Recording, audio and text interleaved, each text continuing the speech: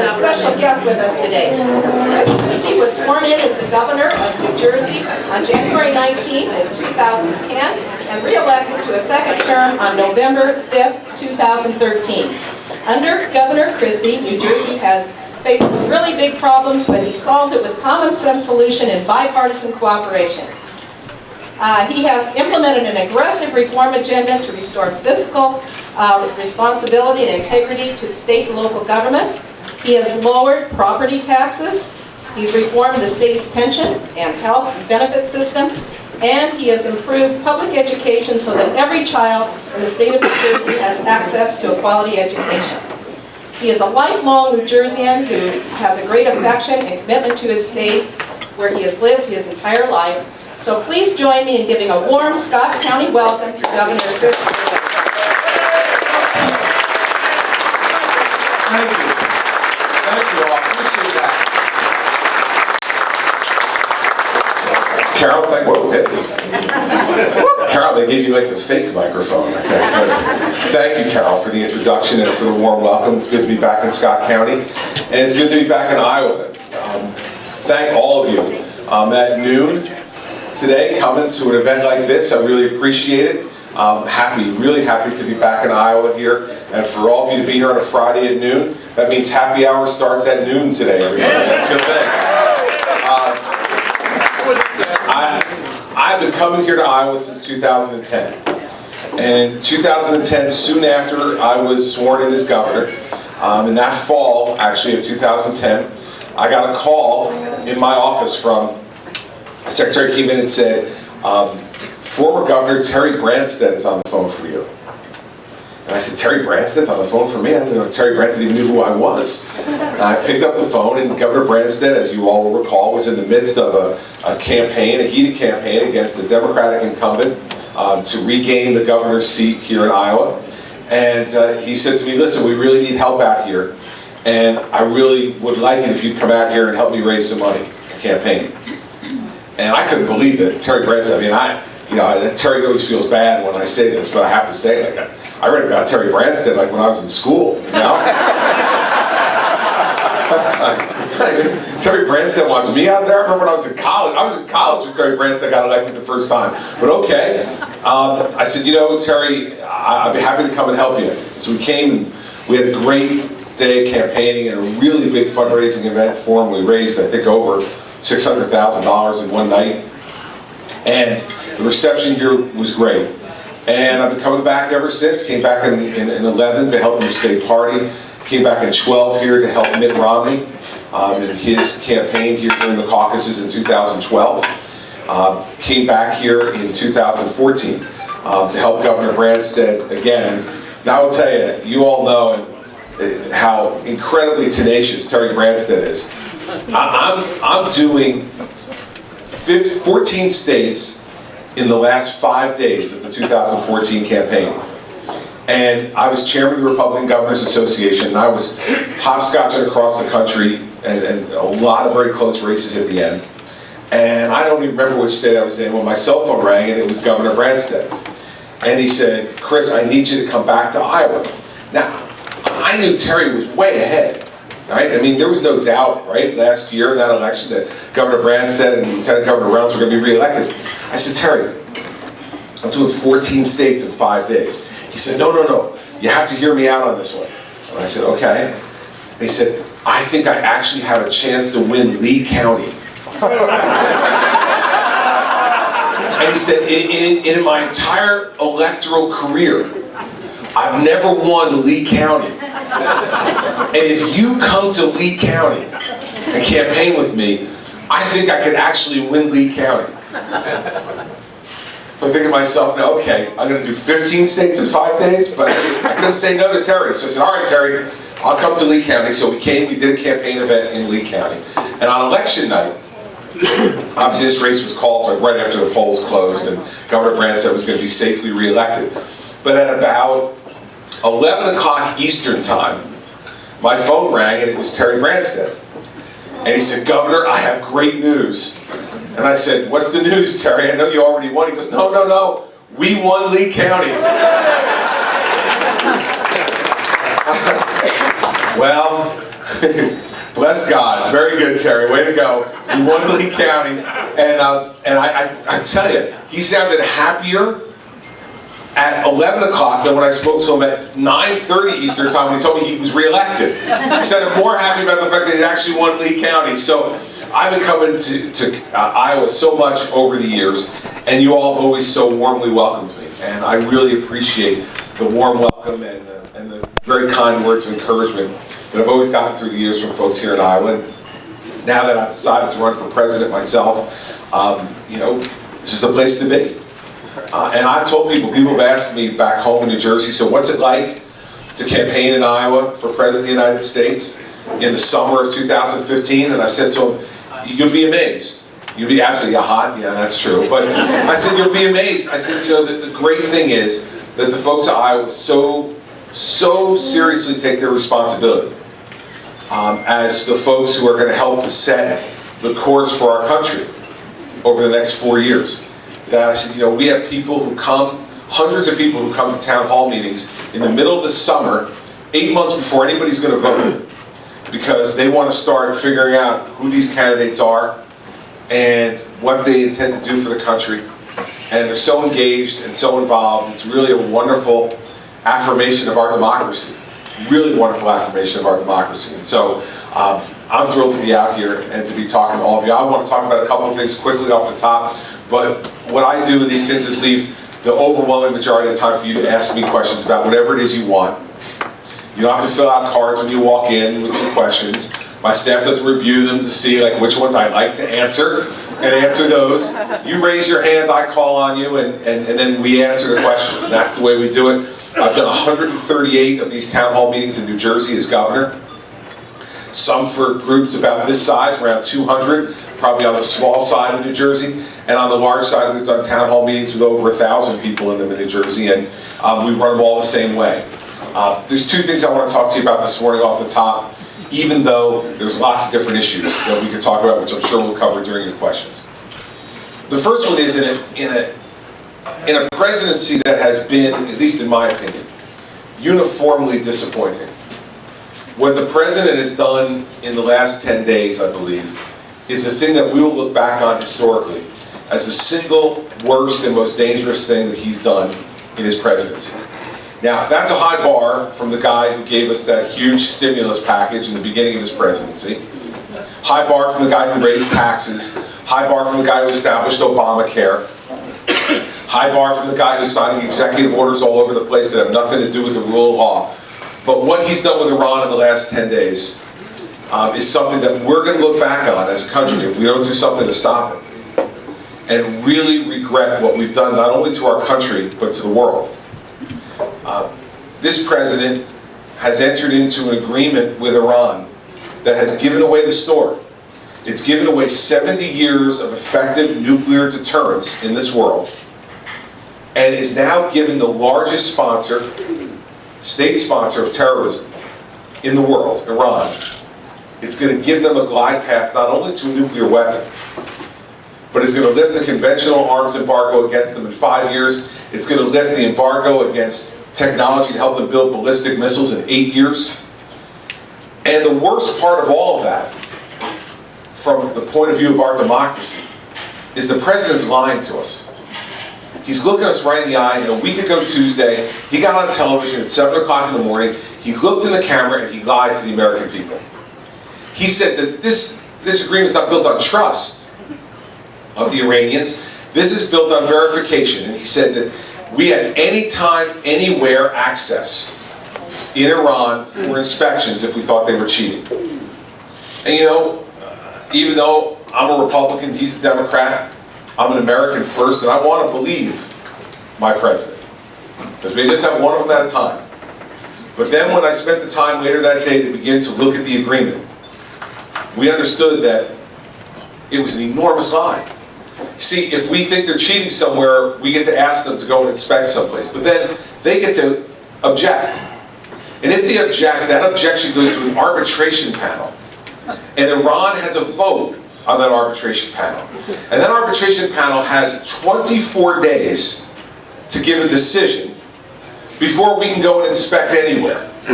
Now, I don't know how you define any time, anywhere, but I don't define it as waiting 24 days after we ask to be someplace, anytime or anywhere. Listen, I'm a former prosecutor. I was the United States Attorney in New Jersey for 7 years, 7 of the 8 years of the George W. Bush administration. That would be like me going out and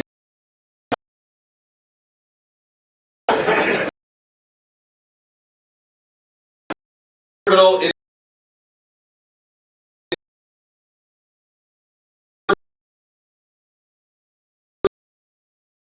the Iranian.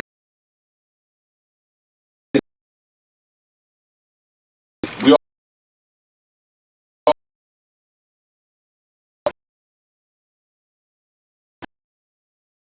national to us.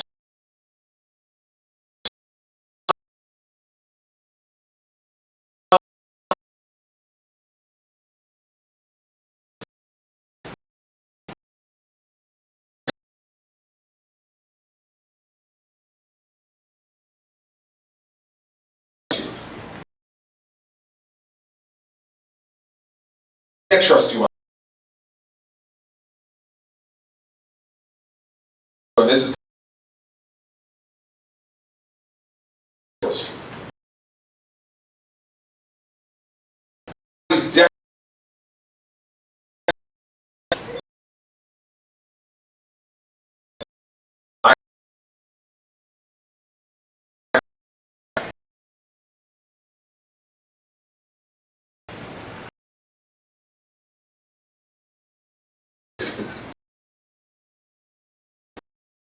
that we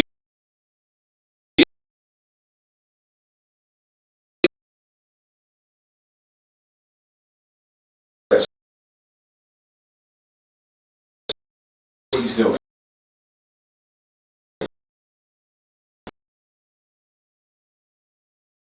And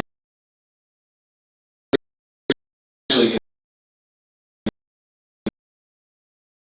terrorism, prosecuted terrorists and sent them to jail, who've used the Patriot Act and used the tools of the Foreign Intelligence Court to be able to keep our country safe after 9/11. I can tell you that he's making this world a significantly more dangerous place. And he is putting our law enforcement and our military in a no-win position vis-a-vis the Iranians. Plus, by the way, he's going to lift sanctions and turn over $150 billion to the Iranians. $150 billion. Now listen, everybody, they're not going to use that money to build highways. Okay? They're going to use that money to give it to Hezbollah and other terrorist groups in Yemen, in Turkey, around the region, to create more tumult and more violence. And we're going to finance it. This is the definition of insanity. And the Congress needs to stand up and stop the president, and all of us who are running for president should be standing up and saying what we really believe about this. And that's why, you know, I lead off with this, because there's really nothing more important. There are a lot of important issues in our country, but there's nothing more important than this. Because remember about ballistic missiles, everybody. Those ballistic missiles aren't going to be used, and they're not needed if he's shooting these weapons at Israel or Jordan or Egypt. Ballistic missiles are intercontinental ballistic missiles. Those missiles are to shoot these weapons at us, across the ocean at us. And this president is willingly lifting the ban on the technology for them to develop these weapons. And some people say, well, why? Why would the president ever do this? This is the disease the president suffers from. He always believes he's the smartest person in the room. Right? He believes he understands something that no one else believes. These folks are still chanting death to America. The supreme leader, the Ayatollah, said as late as 2 days ago that this will do nothing to change Iran's relationship with the United States.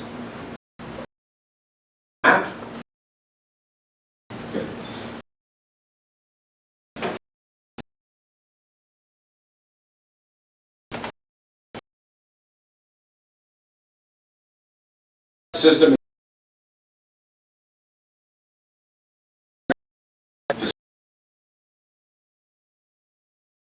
this. Stop.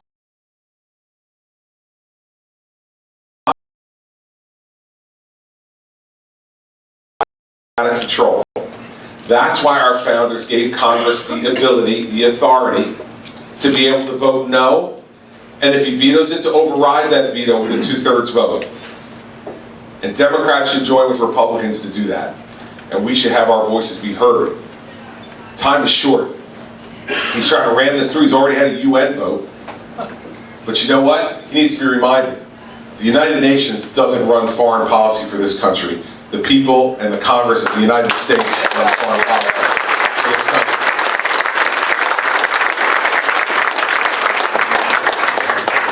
Second thing I want to bring up really quickly and then go to your questions is the first speech that I gave in this national conversation. I started by talking about entitlement reform. And I started by talking about entitlement reform not because it's the most political thing to talk about, because they call it the third rail of American politics. If you touch it, you die. So we've decided to hug it, not to touch it. And the reason is because, think about this. In this year's federal budget, 71% of what we spend in this year's federal budget is on entitlements and debt service. 71% is on entitlements and debt service. So any candidate for President of the United States who comes before you and wants to talk about the other 29%, that's everything else, by the way. That's research and development, that's education, that's national defense, everything else we do in this country, agriculture programs, go through the whole list. That's in the 29%. Do you know what those numbers were when Jack Kennedy was elected president 55 years ago? 26%. 55 years ago, we spent 26% of the federal budget on entitlements and debt service. Today, we spend 71%. We cannot continue to be a great country unless we get this under control. We will be Greece. And we cannot have that. I'm looking around the faces of people of my generation and one generation beyond and one generation behind. We, the people in my generation, do not want to be the first generation to break the sound covenant that we have in this country and have had in this country. Not only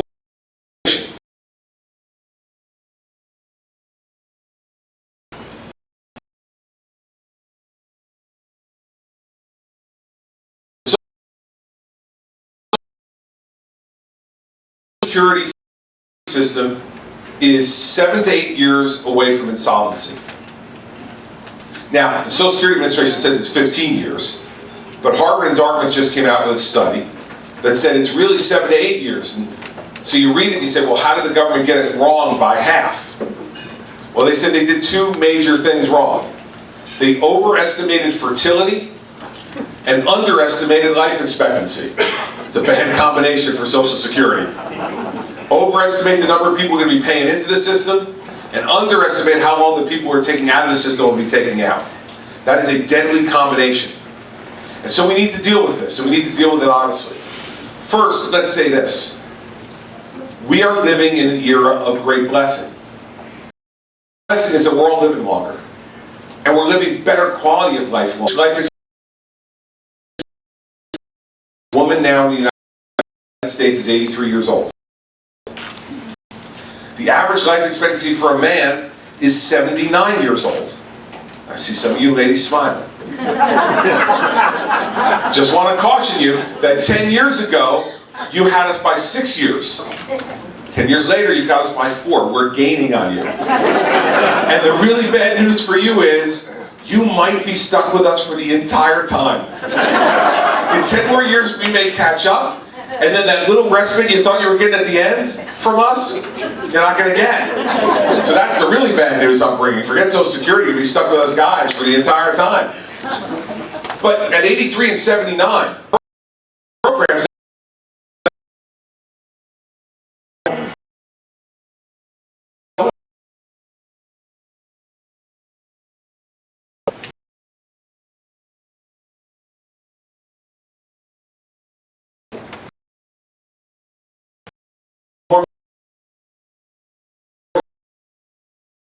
tax increase on everybody. I don't think that's good for the economy. And by the way, no matter how much we raise taxes, here's what we know. It never keeps up with the growth of these programs as we continue to live longer lives. 12-point plan is going Social Security 2016 take money from Social Security insurance. Obama,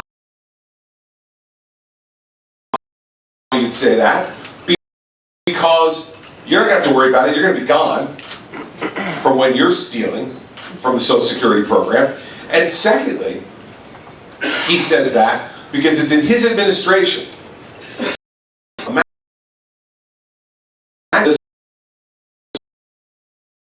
Certain months in this administration who have gone on disability insurance and have gotten a job.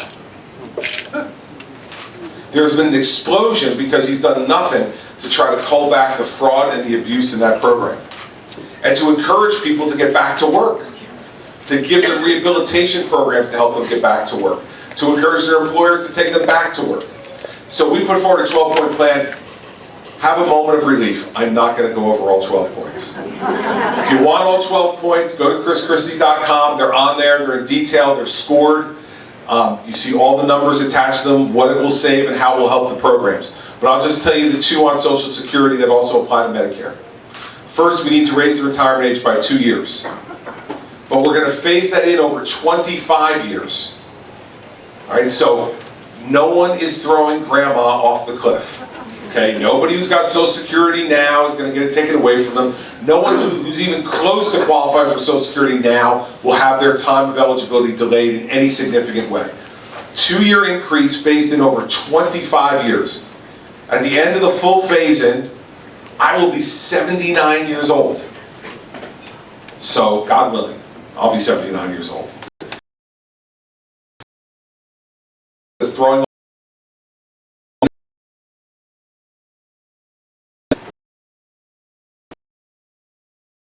was designed rent.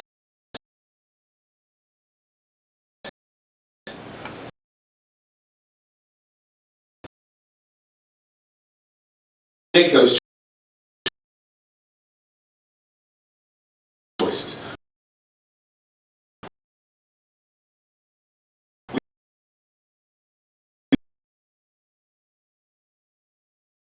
We didn't want anybody losing their Social Security was developed.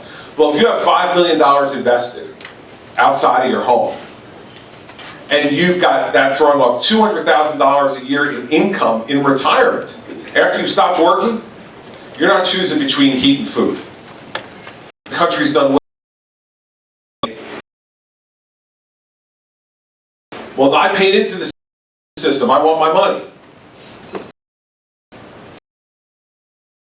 But if you want your money, you're going to have to pay even more in taxes now to get back even what you've put in already. And it's going to help to further cripple our economy. Or the thing will go insolvent and you won't get any of your money back. See, I think Governor Huckabee recently said, you know, Governor Christie, and we should never. I got a message for Governor Huckabee. The lying and stealing has already occurred. It's already happened. We've already been lied to. We've already been stolen from. Remember all the way back to 2000 when Al Gore talked about the lockbox, right? Right? Social Security lockbox. Let me tell you what's in the lockbox. I've seen it. It's IOUs, right? They're using the payroll tax money now to pay bills of the government now. And they're putting IOUs in the Social Security fund. So let's not lie to each other. We know what's happened here. And we know what the government's done and what they've been complicit in. Now we got to decide we're going to fix it or we're not going to fix it. Same thing with Medicare. Let's increase the eligibility age 2 years, phase it over 25. And same thing, $5 million of assets outside your home, $200,000 in retirement income. On Medicare, right now we subsidize your premium 75%. How about we just subsidize it for those people at 10%? That will save billions and billions of dollars. People still get their Medicare, they still get it subsidized a little bit, but they have the money to pay for it. Now, you know, the country's been good to those of us who have been able to be successful. No one's given us anything, but we've worked hard, and the country's given us the opportunity to be successful.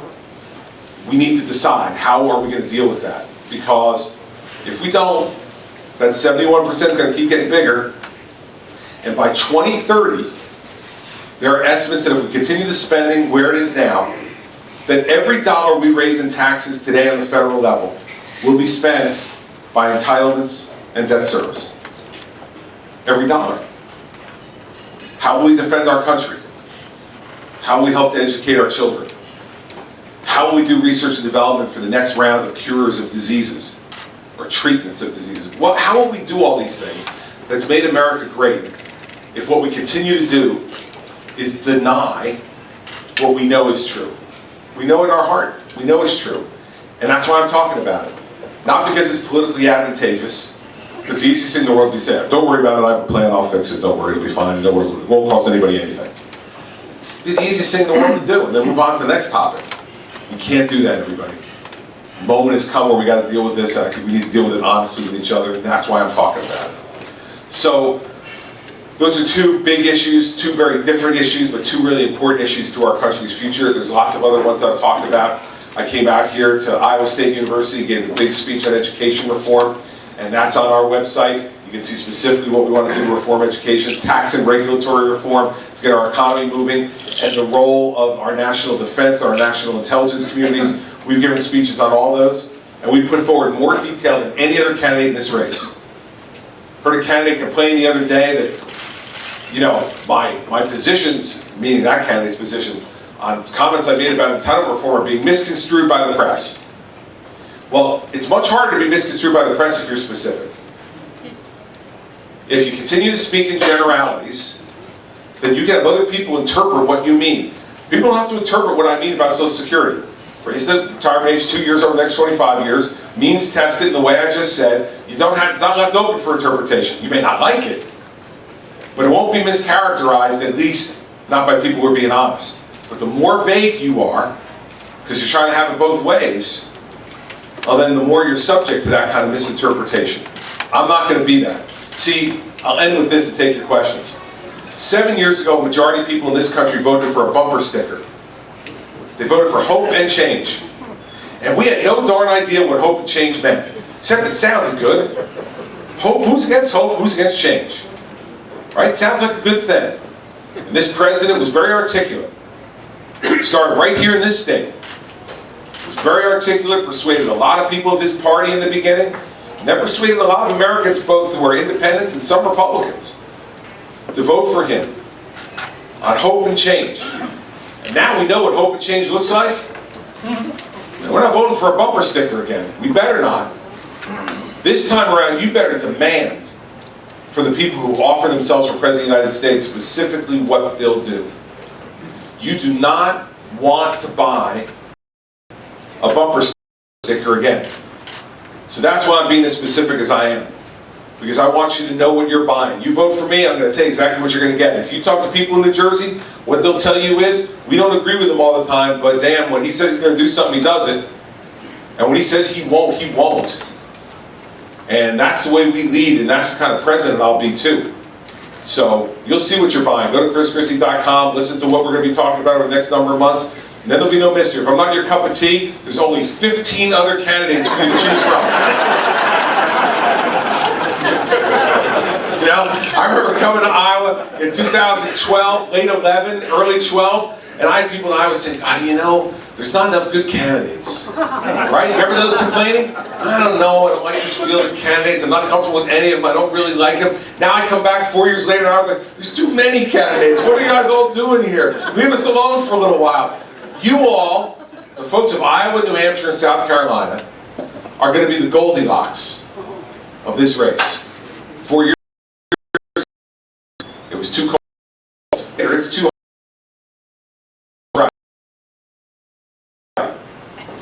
over the course of the next number of months.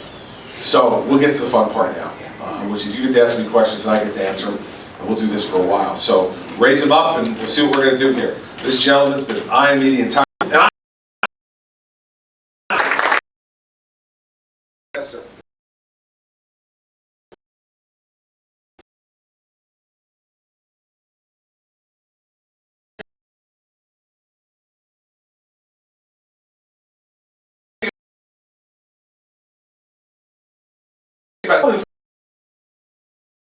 Laws.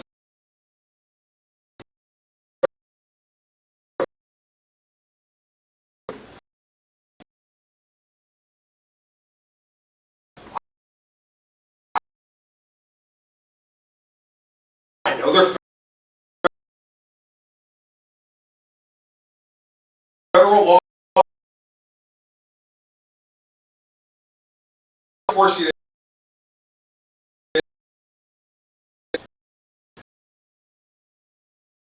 Here's something I want to make very clear to you if you're considering voting for me for president. Every federal law that's on the books will be enforced.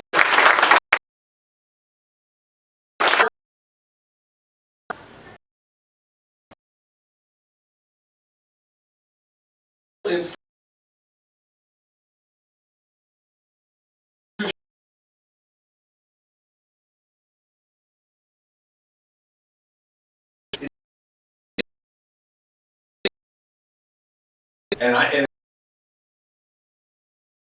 the law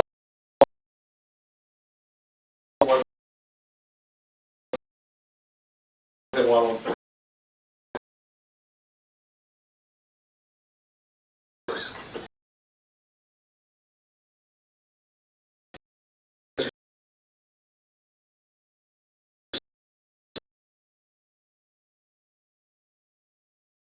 2, 3 in the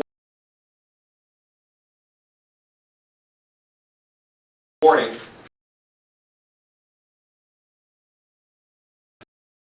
The morning I was being sworn in as governor, that I didn't like. But I don't get the choice. The legislature passed them, the guy who was governor at the time signed them, they're the law.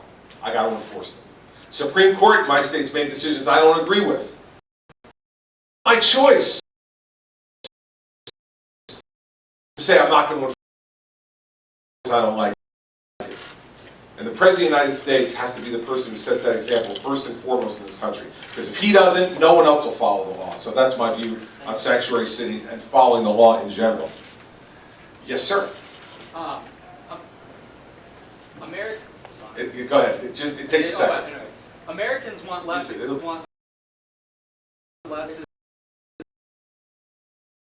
And so, are you willing?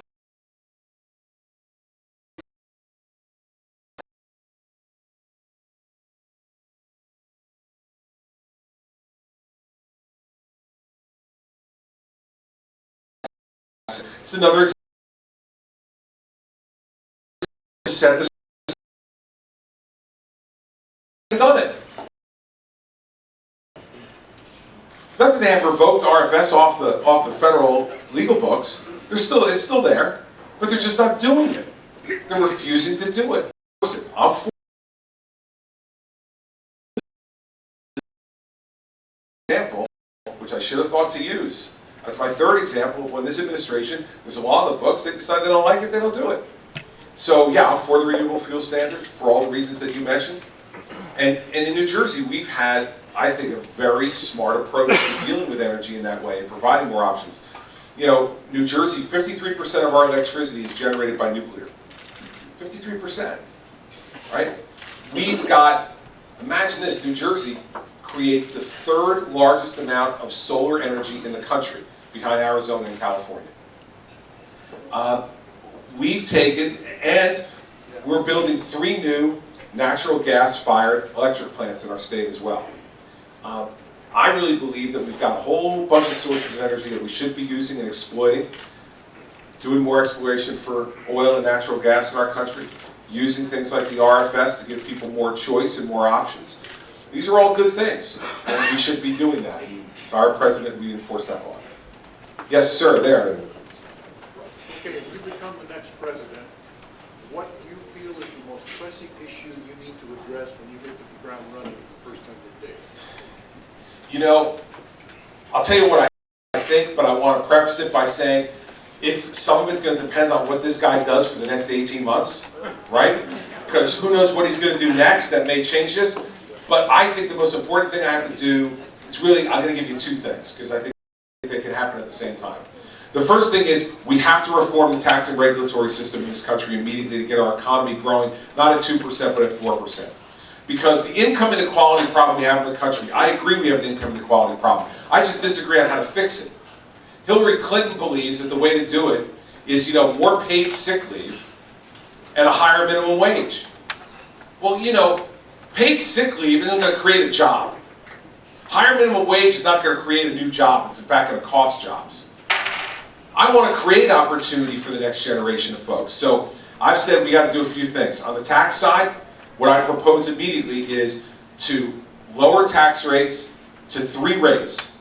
28%, the highest rate, and that's where it was when Ronald Reagan did tax reform in 1986. The lowest rate being 8% and 1 rate in the middle.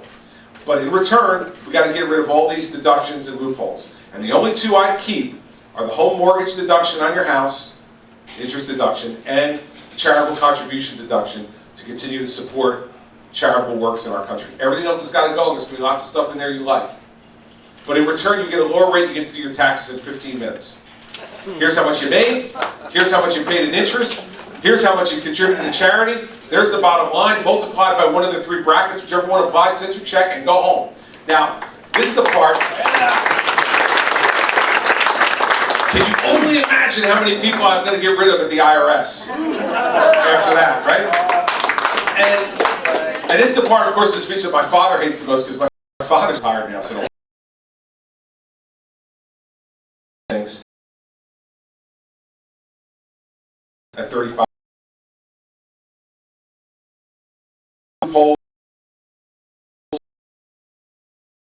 And deductions as well, lowering the rate down to 25%.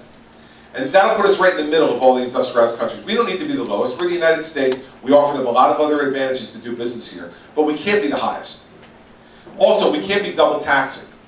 We have multinational corporations that are based in America, that work all around the world. They pay taxes on the money they make in other countries. And we're one of the only countries in the world, including North Korea, who when they bring it home, tax them again at 35%. So what's happening? $2 trillion rather, at a minimum, is offshore. American companies have made those profits, pay taxes on them overseas, but won't bring that money back home to invest it in America because they'll have to pay 35% on it after they already paid taxes. So we need to do 2 things. Lower that rate to 25%. And on that $2 trillion that's offshore, I would allow a one-time repatriation of that money and tax it at only 8.75%. Because 8.75% of $2 trillion is a lot more than 35% is 0. All right? Get that money back to invest in our country. And third, on the regulatory side, do you know that the Small Business Administration, this president of the Small Business Administration, says that the cost of federal regulation on every small business in this country is $10,000 per employee. $10,000 per employee to comply with regulation, not taxes. It's the hidden tax. We wonder why small businesses aren't creating jobs at the same rate. Do we wonder why there are more business deaths in this country than there are business births? Well, the reason is because we are overloading people with regulation. So I do the same thing in the first 100 days that I did on day 1 in New Jersey. In New Jersey, on day 1, I signed Executive Order number 1, which said we're going to freeze any new regulation from any department or agency of state government for 90 days. And in that 90 days, I sent the Lieutenant Governor out to have public forums with businesses and have them come and tell us which regulations have gotten put into effect in the last 4 years that have done the most damage with the least amount of good for the public, in your opinion, and bring them to us. She collected those from around the state in 90 days, came back, and in the first year of our governorship, we got rid of 1/3 of the regulations that were put into effect by my predecessor. We should do the same thing at the federal government. And if I'm president, I will. And I'll have the lawyers during the transition go through every executive order this president has signed in the last 8 years and put a pile of those on my desk to rescind on day 1. Those are the first set of things we need to do. And then the second piece is I would call the Prime Minister of Israel, right, the Prime Minister of Great Britain, the President of France, the Chancellor of Germany, and say to all of them, we need to start anew. Come to the United States, come to the White House, let's sit and talk, let's reason together, let's get to know each other, and let us together plot a new path for freedom and liberty in this world. Because what this president has done is damaged that significantly. So, I got a feeling those two sets of things would keep me pretty busy for the first 100 days, and that's what I would try to do in the first 100 days. Yes, sir. What is your feeling on the military? Currently, the president is downsizing our military, and I'm wondering what you would do as president with regards to our military. Here's another example where I've been more specific than anybody in the race. Go on my website and look at the speech I gave in Portsmouth, New Hampshire. I said we've got to rebuild our military, and the president just announced another 40,000 troop reduction in the United States Army. It's wrong. We should be at no less than 500,000 active duty soldiers in the Army. No less than 185,000 active duty Marines in the Marine Corps.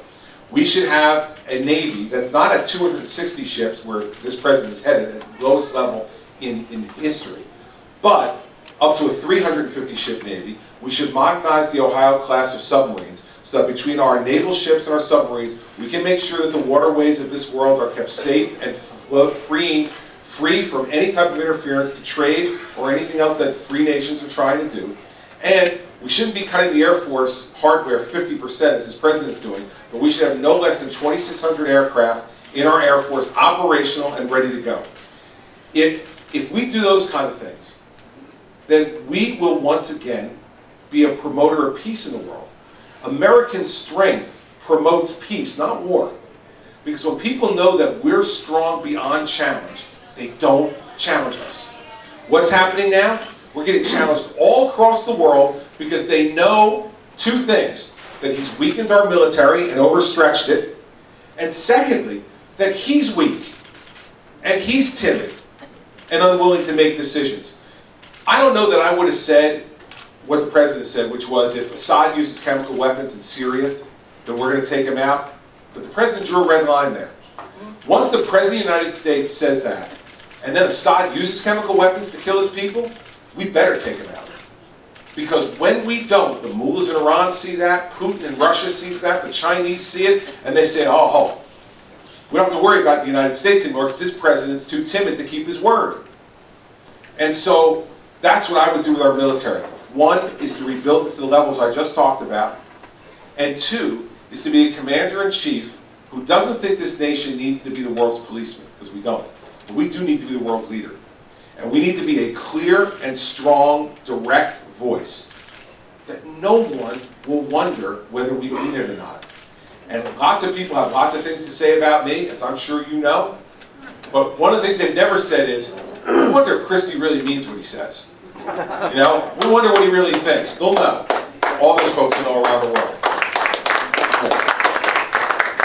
I have two questions, both relating to Social Security. Sure. One, raising the age where you're eligible for Social Security is such a good idea, but could you address, is theoretically a good idea, but could you address the fact that people who are roofers or bricklayers or custodians aren't going to live as long as somebody who has a white-collar office job? Sure. And has benefits that go along with that. And then the other thing, would you change the top cap of Social Security, because as it stands now, you can only be pay in at $118,000, so people who make any more than that pay the same as somebody who is making at that lower rate. On the first piece, what I'd say is that's why I've said that both the length of people's lives and the quality of our lives are continuing to get better. And so I think that 25 years from now, the lifespan of when a manual laborer will be, how long that person will be able to work, will also be lengthened as well.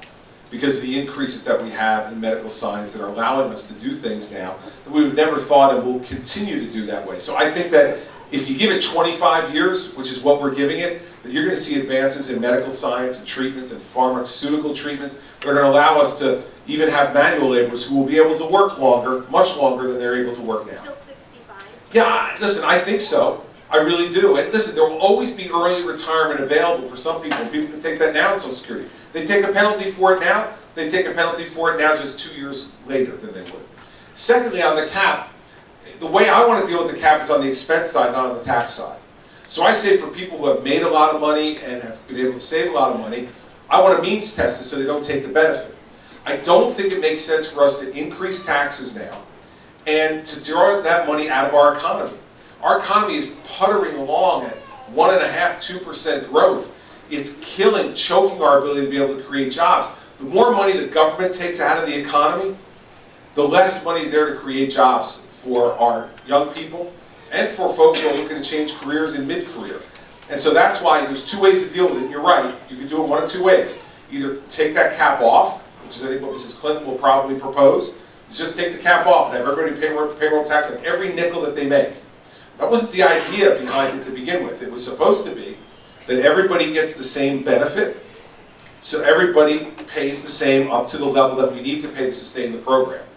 What I'm saying is I'd rather change the program for those who have done the most, who have done the best, and have them not get a benefit at the tail end, rather than take more money out of the economy now, which I think will hurt our ability to grow jobs. It's a valid argument and discussion, but that's where I stand on it. Thanks. What would you do? Yes, sir. Governor, rather than ask the question, I'd like to pay you 2 quick compliments. Okay. You're good. He's good. Yeah. I spent about 20 years in the radio and TV news business here in the Quad Cities, retired from it. One reason that people are drawn to you, and I noticed this specifically the other night when you were on Fox, you don't speak with You're not reciting, and I covered a lot of elections, you're not reciting rehearsed bullet points. So that draws us to you. The other thing, any student of history would note the historical significance of the scene we have here. 200 plus years ago, concerned citizens would meet in a local tavern with one of their leaders, if you will, to map out the future of their country. So if you look around today, you could have a painting of this, you could be in Philadelphia or New Jersey or whatever, and you would see people that were really concerned about the life or death of their country gathered in a setting just like this. And I want to compliment you. Well, thank you for that. And I would just respond to the second part. We better be concerned. We better be concerned about what's happening in this country and around the world. We need to be, and we need to be involved. And because if you are not involved, then those people with the most money, the most influence, the best lobbyists are the ones who are going to be making the decisions. And we've seen it happen in our government before, and we can't let it happen now. It's just not working for us. It's not working for everyday people in this country. And so I think you're absolutely right, and that's why I love to do these, and why I've done them in New Jersey the entire time I've been governor. Because as a leader, you can become really isolated.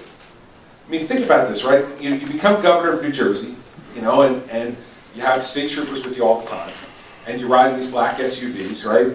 And you never go in the front door of any place again in your life. You're in the back door of every place. You go through like stairs and darkness and flashlights and kitchens. I've gone through every kitchen in New Jersey that you can go through, right? And all of a sudden you walk into the middle of the room, you say whatever you're going to say, and then they walk you right back out the same way. When I go to the dry cleaners on Saturday, I'm there with 3 troopers, right? And people are much less likely to approach you and talk to you. You can become really isolated as a leader, which is, I think, what you're implying about how dangerous it is not to do this. So to me, what I said to my staff when I became governor was, I don't like this. I know I have to put up with it for my own safety and for my family's safety, but we've got to find forums for me to hear from real people, from the people that I'm actually working for every day. And that's the way you stay in touch, and you have a chance to stay in touch as a leader. And so that's why I think these are really important as you govern, and they're particularly important when you're campaigning. So I agree with your observation on that, and I think that the stakes are pretty high for us right now. Yes, so right there. Mr. Christie, you recently stated that if during your presidency, if Bashar al-Assad were to use chemical weapons again, you wanted to take him out. Or you said I didn't say that. But you just said that when the president drew a red line, he should have followed it. Right, but remember what I said before that, though. Just so we're clear, because I don't want anybody to walk away. I said, I said before, I don't know that I would have made that threat. But if you make that threat as president, you have to follow through. Now, I may not have made that threat, but he did. The president made the threat. And so what my point is, so that you understand it, and I'm happy to take your question, is I didn't say that's what I would have done or what I want to do. But what I said was, if you make the threat as President of the United States, your word has to mean something. And if you say it, then you have to deliver on it. That's why you have to be very careful about what you say as president. So go ahead with your question. Okay, a different question. Okay. Okay. Sorry about that. That's all right. When the United States made a deal with the Soviet Union regarding nuclear weapons, both countries managed to avoid a nuclear war, and so did the world. What makes you think that this nuclear deal with Iran will trigger an all-out nuclear war? First off, because the deal with the Soviets was a fair deal. And remember how the deal with the Soviets came into place. Ronald Reagan went to Reykjavik to meet with Mikhail Gorbachev, and Gorbachev was proposing what Reagan believed would be an unfair deal to the United States, and Ronald Reagan walked away. He walked away and got criticized in corners of this country significantly. I was alive then, I remember it. There's a great book out now by Ken Edelman about that weekend in Reykjavik, that if anybody's really interested in this, you should get that book and read it. I don't get any royalties from it, but you should definitely read it. And it talked about how Reagan approached it. See, I'm not against agreements, and I'm not against negotiating with Iran. But you've got to get a fair deal. And you've got to represent that deal fairly to the American people. So you can't say anytime, anywhere, 24/7 access to any place in Iran, and then have the truth be that you got to wait 24 days. You can't say that this is going to fundamentally change the relationship, and then have the Iranians saying, it's not going to change the relationship, we have no interest in changing the relationship. You can't give away $150 billion in assets. You can't lift the arms embargo. You can't lift the ballistic missile embargo. If they don't want to have a nuclear weapon, which is what the president's saying, what do they need ballistic missiles for? Ballistic missiles are to deliver nuclear warheads. And so my problem with it is not the idea of having an arms agreement with the Iranians. My problem is having a bad one. And what Ronald Reagan understood was no deal is better than a bad deal. And what I would have done when the Iranians continued to push on these things is say, listen, you're not serious. So we're going to leave now, and we're going to ratchet up the sanctions even more. And when you get serious, you've got my number. And I'll come back to the table. But I am not going to sit here and give away the safety and security of the American people and our allies in the Middle East, like Israel and Egypt and Saudi Arabia and Jordan and the United Arab Emirates, just for the sake of I want to say I signed the deal. That's my problem.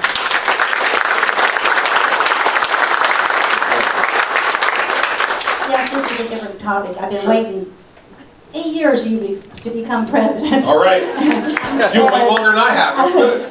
And I would like you to sign my book later. I will. But anyway, I want to know what would you do with the Supreme Court? Why is it that there's judges up there, they are just judges that were lawyers, made the decision, instead of the United States of America, people, to have the same-sex marriage. And why call it marriage? Why not call it a union if they want it? Yep. So why do they live there till they die? I mean, why do they have the office till they die? It should be like a 2-4 term, just like president or anything else.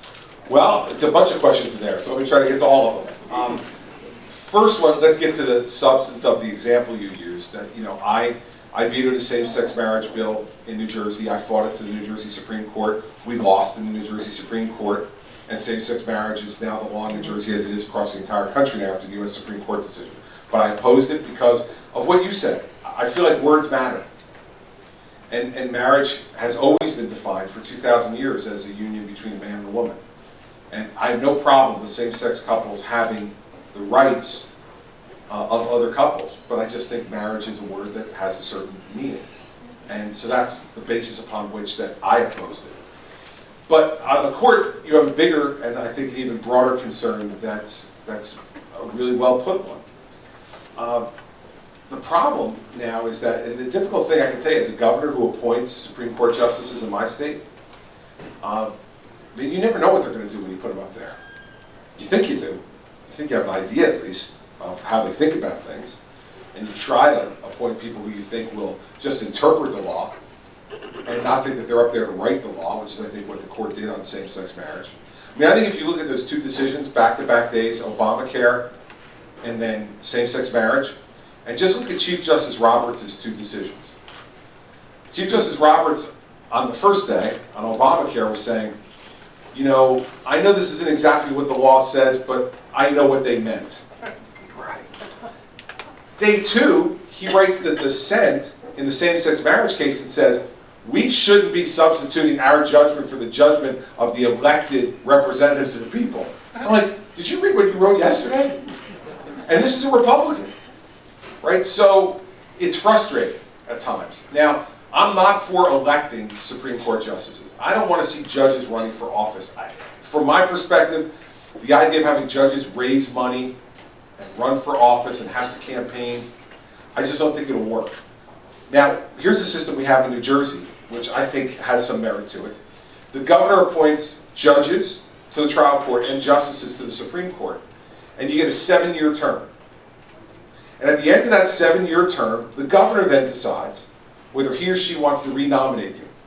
Then you have to be renominated, and you have to go through the confirmation process again with a 7-year track record of what you've done. If you then get reconfirmed, you have it for the rest of your life. You know, there's some merit to that system, because then you get to see what a person does over the course of 7 years, and the people who are elected, the executive branch and the legislative branch, get to weigh in one more time.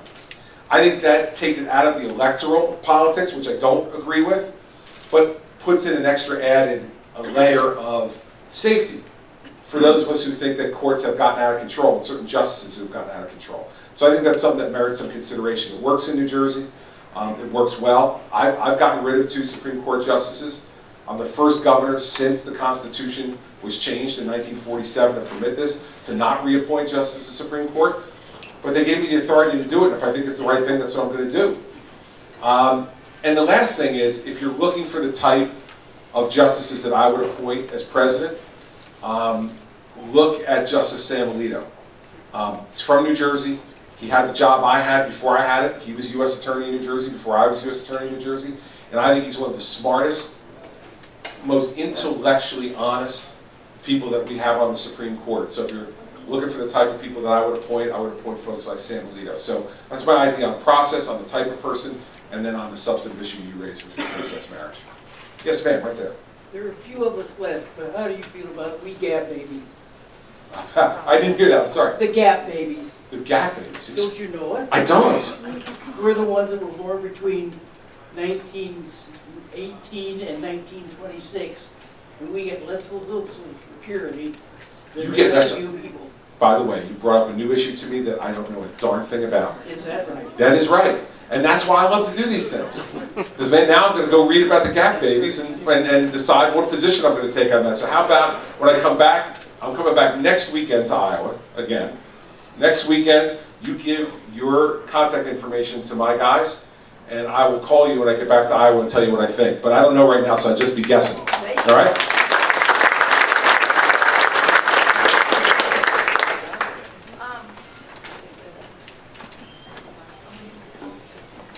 Governor, I know you've been a proponent of school choice in New Jersey, and I wondered what your thoughts are on how that can be fostered from the federal standpoint. The first thing is that you need a president who's not in the pockets of the teachers union. All right? Because the only people in America who don't believe that parents are the best people to choose how their children should be educated are leaders in the teachers union. And the only reason they believe that, of course, because they all choose what they want to do for their children, and they have the wherewithal to choose it. The only reason they do that is because they want to protect jobs of their members. Because they feel like there would be a pullback from some of these failing public schools, and the parents would put their kids in other choices if the public schools are failing. So the first thing is you need a president who's not going to be a captive of that. That immediately eliminates Hillary Clinton. Because she has already been endorsed. Now, we're not voting for president, as you know, for another 17 months. And the American Federation of Teachers has already endorsed Hillary Clinton for president. They don't know if she's going to be the Democratic nominee or not. They don't know which of the 16 of us is going to be the Republican nominee. Man, let me tell you, you must be bought and paid for. Bought and paid for. You get that endorsement 17 months in advance. So the first thing is you need a president who's not going to be a captive to the teachers union. This doesn't mean being hostile to teachers. Because I think teachers deserve a union as good as they are, and they don't have one. And so the first thing is to speak out strongly in behalf of parents' rights. And I think if you have a president who does that, and you get rid of some of these laws across the country that require people to be members of teachers' unions, which all that does is to lift the dues amount that they get. Think about New Jersey. We have a law that requires you, if you work in the public schools, to be a member of the teachers' union, and to pay the dues, $730 a year. There's 200,000 members of the teachers' union in New Jersey. That's $140 million a year. They don't pay a nickel towards teacher salary, teacher pension, or teacher health care. It's a $140 million slush fund to benefit your friends and to hurt your enemies. And you're looking at somebody who's gotten the bad end of that deal. In just the years between, not in my election year in 09 or my re-election year in 13, in the years in between, they spent $20 million in negative advertising against them. In between.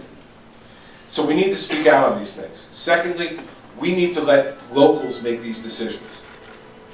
We need to permit local school boards and the people inside each state to make the decision on how best to give parents choice and how best to educate kids. The federal government wants to help support education financially, okay, but not with all the strings that are attached now, because it takes more and more authority and control away from parents. And if you go to a local school board because you're upset about something they're teaching in school or something they're not teaching in school, and they say, oh, this is a federal mandate, where do you go next? Like, you really get the Secretary of Education on the phone? You get the White House Policy Office? That's not going to happen. If your local school board is deciding it, you can get that school board member at the local deli or at the soccer field or someplace else and say, hey, what are you doing? I want that level of control to be back in local people's hands to make that determination. And I think if they did, parents would have more choice. I mean, in the end, there is nobody who cares more about the education of our 4 children than me and Mary Pat. And there's nobody who knows our 4 children better than us. And there's nobody who's more responsible for our 4 children than us. And so why shouldn't we be the ones deciding? Now, Mary Pat and I send all 4 of our children to parochial school.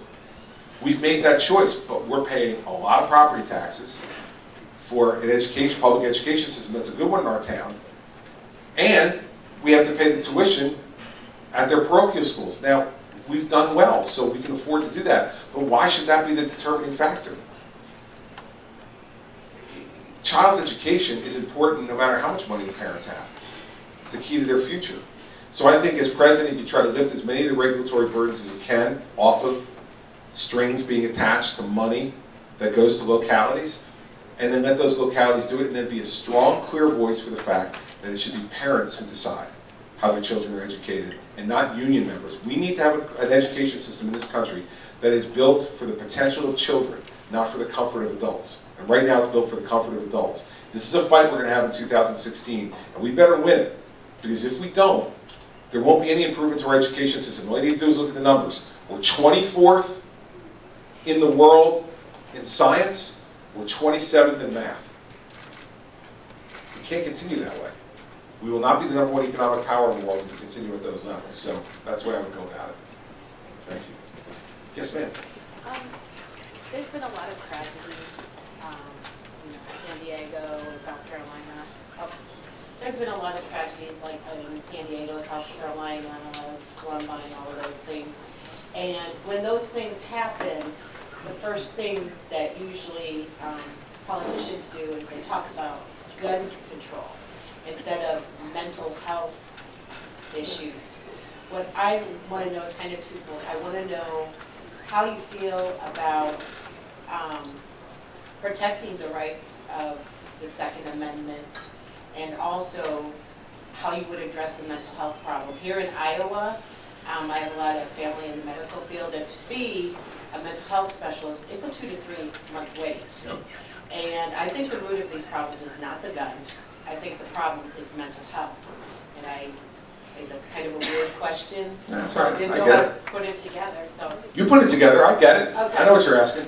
I'll answer them in reverse. Okay. First off, on the mental health side of things, I think you're absolutely right in your premise that so many of these tragedies are caused by folks who are deeply disturbed and who need help or need to be hospitalized in an involuntary way.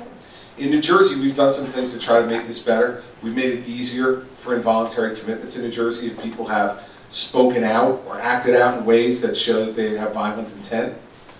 Give doctors more flexibility to be able to involuntarily commit people.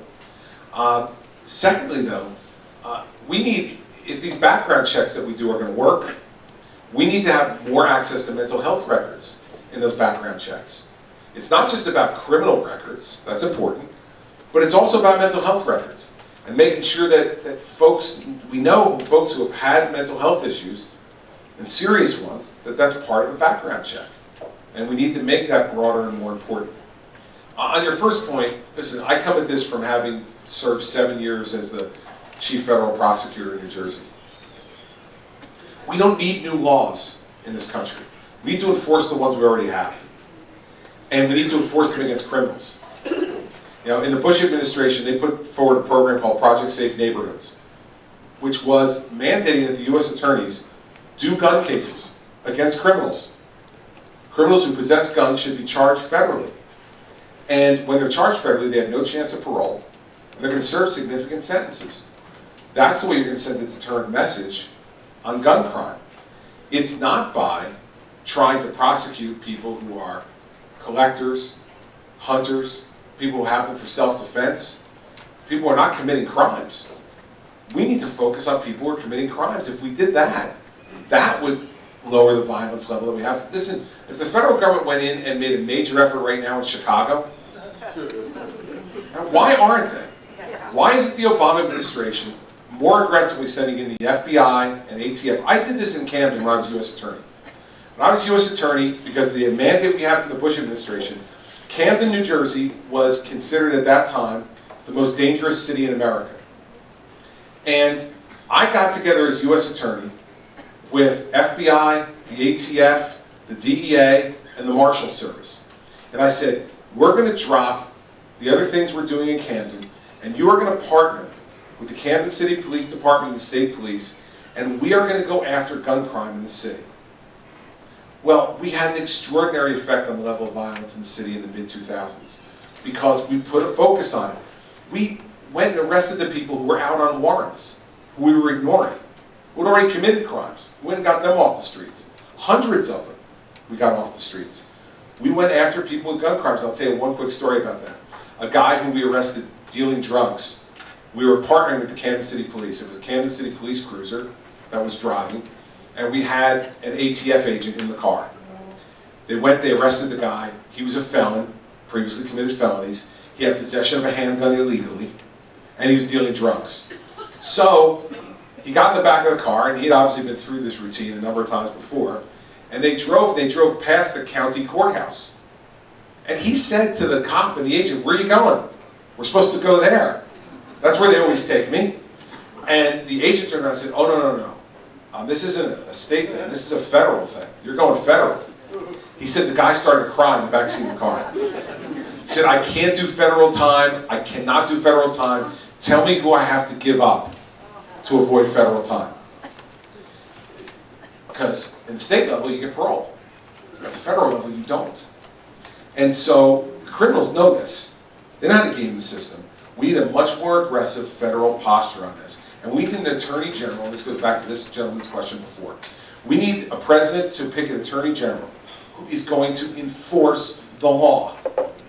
And if we do that and don't worry about the attorney general being a social worker, but being the chief law enforcement officer of the United States, we won't have nearly as many discussions about guns. But if we don't pair it with what you said in the second part of your question, which is a more aggressive use of mental health records to be able to determine who should legally own a gun, and greater access to mental health treatment, then we're only getting half the problem. You need to get both sides of it. So I thought it was a really good question. Yes, sir. I've been a Republican voter for probably 55 years, and I helped vote in our Republican Congress the last term. Now, the Democrats have told us what they're going to do, and they do it. The Republicans tell us what they're going to do, and they don't do it. Why should we believe you're going to do anything other than what they promised and didn't deliver? And then, if you get to be president, how can you get those people that have made promises to us and do nothing, do something? That is the job of the President of the United States or the governor of a state. See, with all due respect to people who serve in the legislature, if we're waiting for legislatures or a Congress to lead, we'll be waiting forever. Okay, in Congress there's 535 different people, all of whom have their own little constituency and their own little point of view no matter what they say in a national election. The President of the United States or the governor of a state is the person who is responsible for making things happen. When I promise something that doesn't happen, I can't say, well, you know, that got stuck in the subcommittee, but I'm marking the bill up, and then there'll be a full committee hearing, and then we're going to have the bill marked up on the floor, and then we'll have an amendment process, and you just glaze over, right? It's like, what? What happened to the promise, you know? When you're a governor or president, they say to you, you promised this, did you deliver? And you're going to be judged by whether you deliver or you do not. And so the first thing is, I'm not giving Congress a pass in any way, but they haven't had a president who's been willing to work with them. That's hard, when he vetoes things and won't let things go through. But I know you're going to say that when we had a Republican president, some of the things didn't get done. So there's a frustration in the country about whether or not people are going to actually do what they say they're going to do. All I can tell you about me is this. I'll let you follow up. All I can tell you about me is this. I get criticized more for being unwilling to change my position on something than I get for not following through. You know, when I say I'm going to do something, I do it, and I fight hard. To this, though, goes beyond personality. It's also what kind of administration are you going to run? You know, you need to make these members of Congress feel like they own part of this. And the only way to do that is to include them. You know, Ronald Reagan did this really well with Tip O'Neill, of the opposite party. You know, he created relationships with Tip O'Neill, even though they fundamentally disagreed in a lot of things. They got things done because they worked together, they got to know each other, they got to trust each other, and they compromised. The other thing we got to remember, too, is that this is not a dictatorship. And so we got to compromise. And compromise has become a dirty word in Washington, D.C. And nobody wants to compromise. Everybody wants to be on one side of the building or the other, putting out press releases, holding press conferences, yelling and screaming at each other. And the American people sit back and say, who's working for us? Who's working for us? Govern. You don't create anything. You don't make anything. Your job is to govern. And when you close down the government, when you don't do the things you're supposed to do, when you don't deal with each other and compromise with each other, you're not doing your job. Our founders set up this system of government to force compromise. Our whole system of government was founded on compromise. Compromise between big states and small states, northern states and southern states. We did all kinds of compromising when we started this country. This is the only way it was going to work. And I think a lot of the founders are spinning in their grave right now, watching how we're perverting the system that they gave us. You had something you wanted to follow up about. Yes. The Republicans that are in Congress now, and they've been there, what, we've had control since November of last year? Yeah, January this year, yeah. January of this year. Well, I can't see how they passed anything that the president's had to veto. All they've done is form committees and talk. But they were good at talking. They talked us into voting for them. Yeah. Of course, what choice did we have? With the Democrats, we knew what they were going to do. The Republicans just talk on what they're going to do and do nothing. Well, listen, I think there's some rightful criticism there. I think there also is, you know, some of the rules that they operate under don't allow them to do it with just Republican votes, right? So in the Senate, if you want to get certain things done, you got to get 60 votes. So you got to get, in this circumstance, at least 6 Democrats to go with it. So I think the majority of what you're saying is rightful criticism. I think some of it is the fact that they don't have the exact number of votes they need to do certain things. But in the end, I'm telling you that I don't believe it will happen with either party without a strong president. Well, make him veto something. They aren't doing that. I agree with you. Listen, you know, they did that on the Keystone Pipeline, to be fair to them. They passed the Keystone Pipeline, they sent it to him, they forced him to veto it, he vetoed it. I think they should do that on more things. I would put more things on his desk and force him to veto them.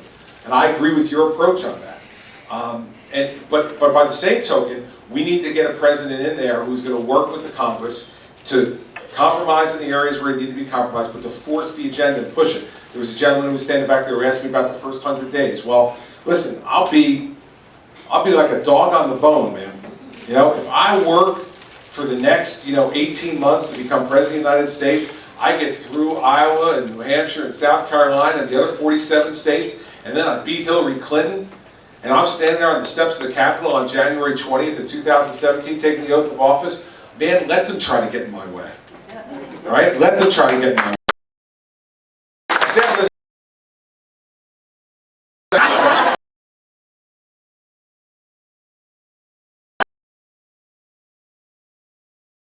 The passion.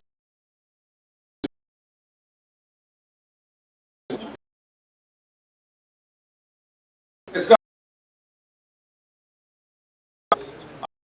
I can only serve 8 years as governor. The President of the United States can only serve 8 years. So you're telling me that the person who's the President or the governor is dispensable, but all those members of Congress and the legislature, they are indispensable. Possibly do with the Republican. You haven't got. You can't go home. Right?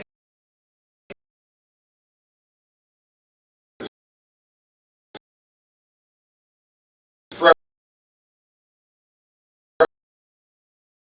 everybody.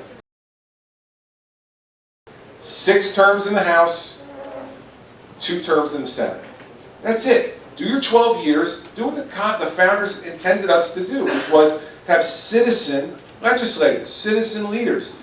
You leave your private sector position for a period of time, you come and you serve and bring your ideas and your energy and your commitment for a period of time, and then you go back.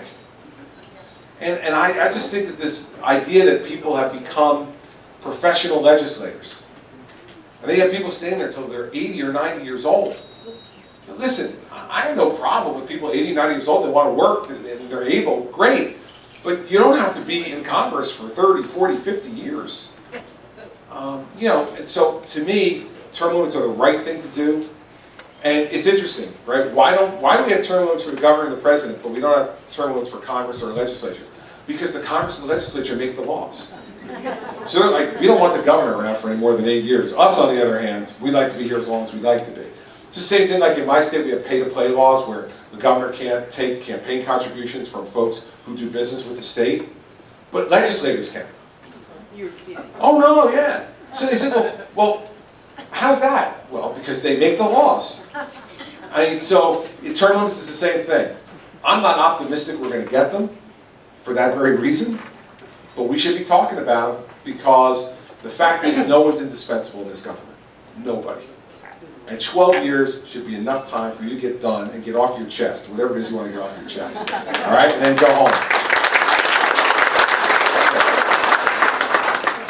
Thank you so much. I have a personal story that makes me especially appreciate veterans. And in fact, my sister and I co-founded UniteTheUSA.org so that we could reach out and help veterans. But I would love to hear about what you would do to improve the care of our nation's heroes. And thank you.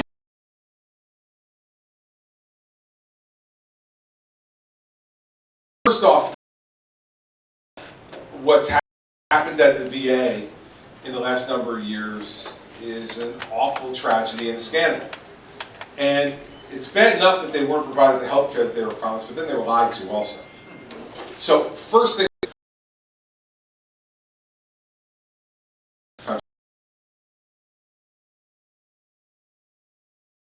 guy running the VA. So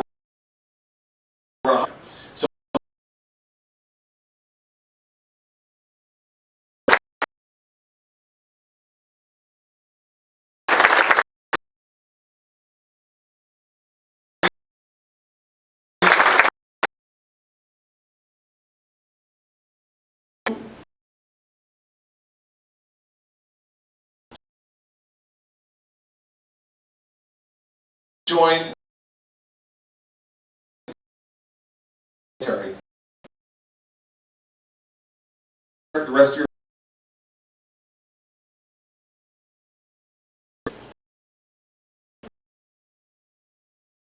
if it's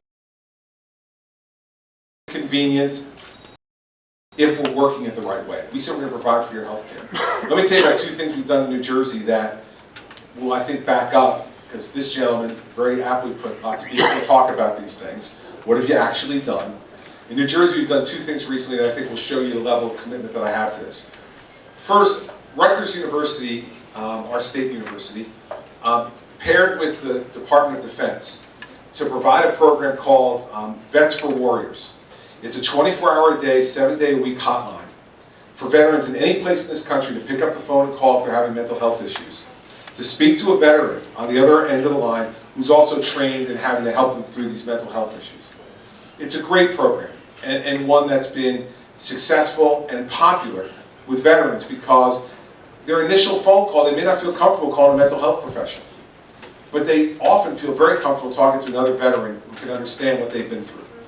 For some reason, this year, the administration cut the funding for this program out of the federal budget. And we found out about this in May, I think, of this year. So our budget ends, our budget year has to start July 1st, so we have to pass a budget by June 30th. I went to the Democratic, I have a Democratic legislature, Senate and lower house. I went to the Democratic leaders of our legislature and said, listen, we cannot let this program go under. And they said, well, all right, you know, Governor, we found out that it costs $400,000 to do it for New Jersey veterans. And I said, well, no, we don't just provide it for New Jersey, right? We got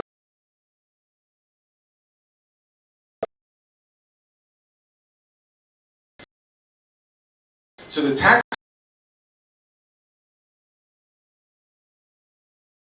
of New Jersey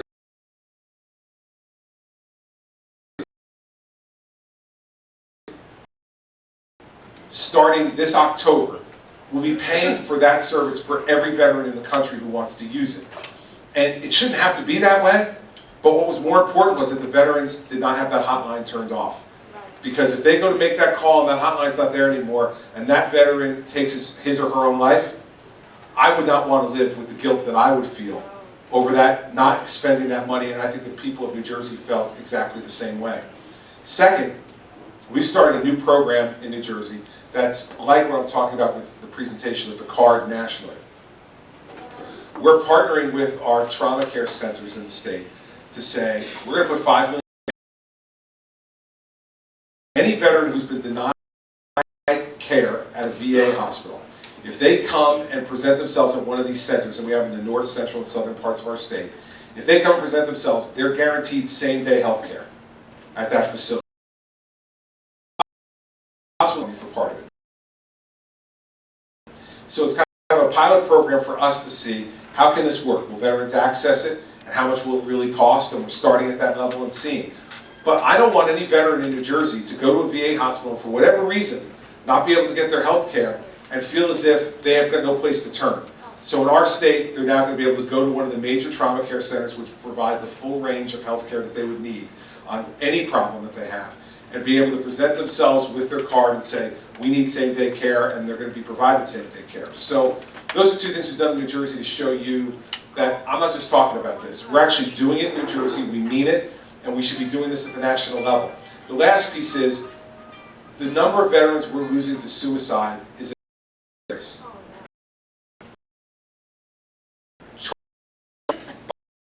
by their experience in the war theater, and are finding it very difficult to be able to get both the mental health treatment they need, or for some of them to even ask for the help.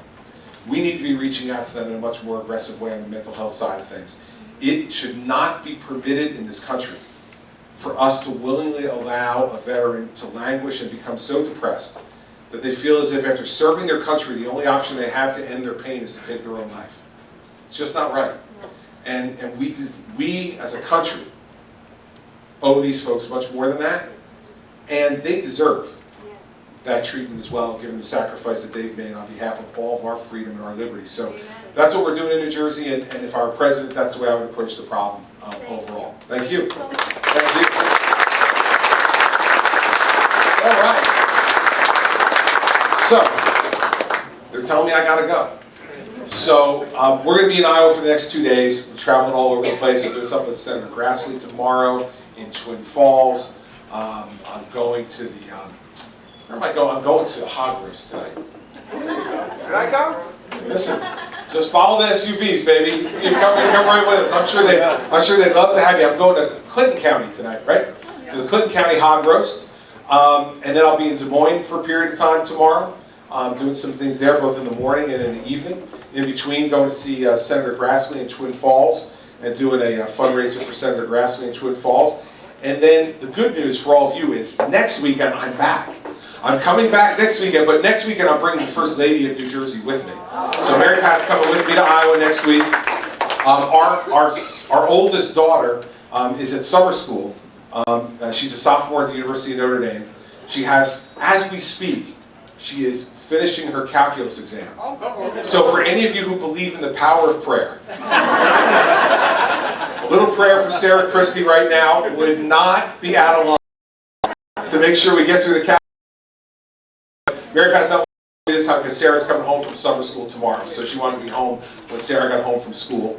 But she's going to come back next week, and then we're going to be back later in August. We're coming, of course, to the Iowa State Fair, but we're bringing all the kids then. All the Christie kids are coming, all 4 of them. Andrew, who is going to be a senior at Princeton this fall.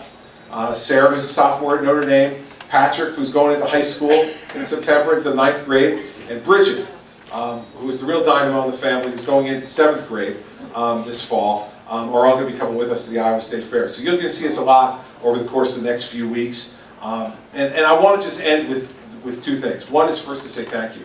What I said off the top is what I really mean. These forums are extraordinarily good for me. I'm going to find out about gap babies now, which I did not know before. And then I'm going to call you next week and tell you, hey, this is what I found out about gap babies. I live in Illinois. That's okay. We don't hold that against you. My cell phone will call into Illinois, it'll be fine. There's a Republican governor there now, it's fine, it's no problem. And I can't thank you enough for your willingness at noon on a Friday to come out here and to give me a chance to talk to you about the things I think are important in the country, and for you to ask me the questions about the things that are really on your mind and that concern you. I think this is a really important part of our democracy, and I will continue to do this all throughout this campaign, and if I'm fortunate enough to be elected President of the United States, I'll continue to do this when I'm President too. I think it's just too important not to. You know, some of you may have seen some of the YouTube videos of some of my town halls in New Jersey. They get a little spirited sometimes, but that's okay. I have broad shoulders and I'm not scared, so we can have some back and forth if we want. That's okay too. That's what this country is about. It's about people expressing their views strongly, passionately, and caring about our country enough to get involved. The last thing I'll tell you is, I urge you to go on the website, as I said before, look at all the detailed stuff we put forward, but that can't be the only way, in my opinion, that you make the decision on who to vote for president. We can all put together white papers and policy proposals. This gentleman said, you know, we can talk as much as you want to talk, but in the end, I think the second piece of how you make this decision is you have to know who the president is. And what I mean by that is you're not going to be able to anticipate every problem that's going to come across the president's desk. You're never going to be able to guess, I want your proposal on every problem that could possibly confront our country. Well, we're never going to be able to come up with every one. Right? So what happens then? If you don't know, because I haven't told you, because you haven't asked me, because we didn't anticipate it, what I'm going to do on a particular problem, then how do you know? I think you need to get to know who the person is. So I want to end by telling you who I am. Now, we're all, for better or for worse, we're all a product of our parents, right? I mean, you know, sometimes that's really good, and sometimes, you know, we wish they would have done some things differently. I'm sure that I'm doing something now to drive my children crazy. I just promise them that I'm not doing it on purpose, right? But we all are a product of our parents. I have an Irish father and a Sicilian mother. Yeah, well, okay, for you people who are groaning, you know exactly what I mean then, right? It's not, it would be disrespectful for me to say that my mother was argumentative. But let's just say that she just never saw an argument that she didn't really believe was worth having. And she raised us that way. You know, my mother's attitude, there was one big rule in our house, and it was, there is no suffering in silence. My mother said, you got a problem, tell me. You had a grievance, put it out there. You had a suggestion, let me hear it. But don't tell me later, oh, I didn't tell you because I didn't want to bother you. She says, no. No suffering in silence in this house. Now, of course, I believe she set this rule because she was the major beneficiary of this rule. Because she aired her grievances on a regular basis to all of us loudly. And once we got old enough, and I have a younger brother and a younger sister, once we got old enough to kind of push back a little bit, we said, Mom, all right, we get it. We hear you. She said, no. You're going to hear this now. I need to get it off my chest. There will be no deathbed confessions in this family, Christopher. You're going to hear it right now. And that's the way my mother taught us to be. From the time that we were kids, it was about put your feelings out there, put what you think out there, don't hold anything back. That's what you do in a loving, trusting relationship. That's what my mother taught us. You know, my poor father, who's this really affable, friendly, wonderful Irishman, you know, who if he were here today, he'd walk around afterwards and tell him about me passing.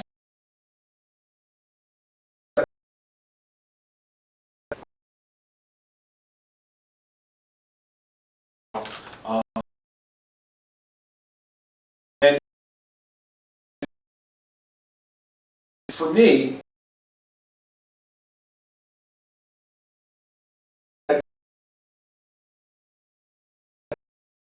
so I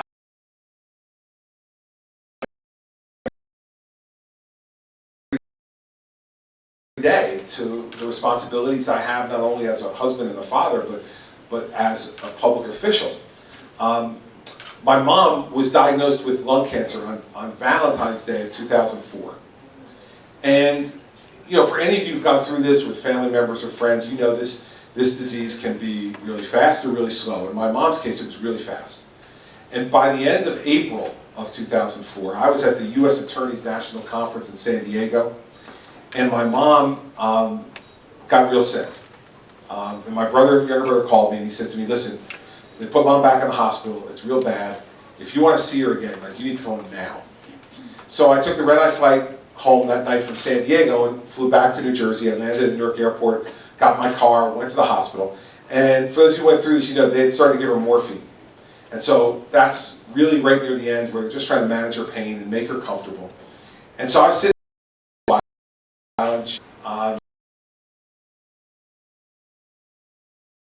she was sick. I'd been away. Time is 9:30.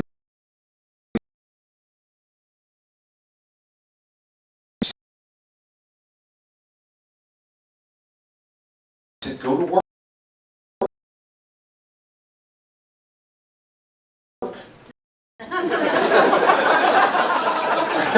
And I said, well, Mom, I just came home. Remember, I was away for a week. I came home from this trip. I decided to take the day off today. Your tax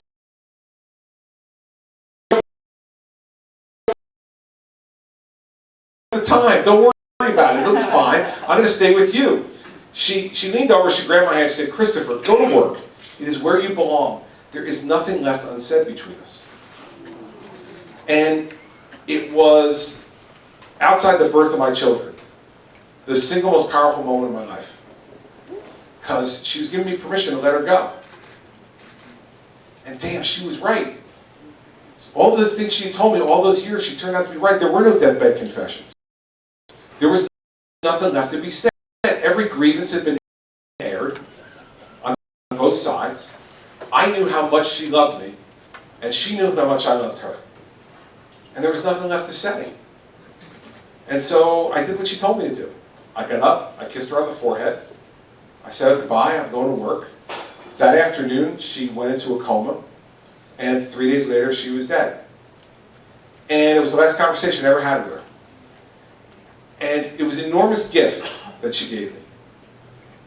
She let me let her go with no guilt. And she taught me an incredible lesson about the rest of my life. Because she taught me she was right. And if she were still alive today to see this circus that my life has become, she'd have lots of things to say, but I guarantee you that at least two. First one would be, so, you're running for President of the United States, how you're a real big shot. Remember something. I changed your diaper. I know who you are. Keep your head on your shoulders. My mother would want me to keep my sense of who I am and not be caught up in all of this.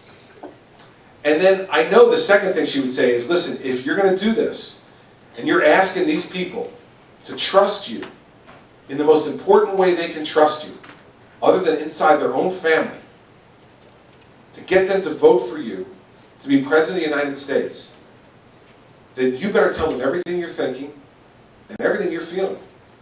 Because in a trusting relationship, Chris, that's what we do. That's what we do. And so as one of the most psychoanalyzed politicians in America, because you know, you tell people to get the hell off the beach or sit down and shut up or that kind of stuff, you tend to get psychoanalyzed at times, but you don't need to worry about that anymore. You know why? It's her. It's her. It's her fault. This is who she taught me to be. And part of me continuing to be this way is not only because I think it's the right thing to do, it's my tribute to her. And so, you know, I can promise you lots of different policy proposals. But here are the 4 things that I'll promise you from me if I get to be your president. 1, you'll never have to wonder what I'm thinking. 2, you'll never have to wonder what I'm feeling. 3, you'll never have to wonder what I'm willing to fight for. And 4, you'll never have to wonder how hard I'm willing to fight for it. Beyond that, we'll see what happens. But that's what you need to know about whoever the next president is going to be. And that's why I wanted to tell you about her. Because that's who I am and where I'm from.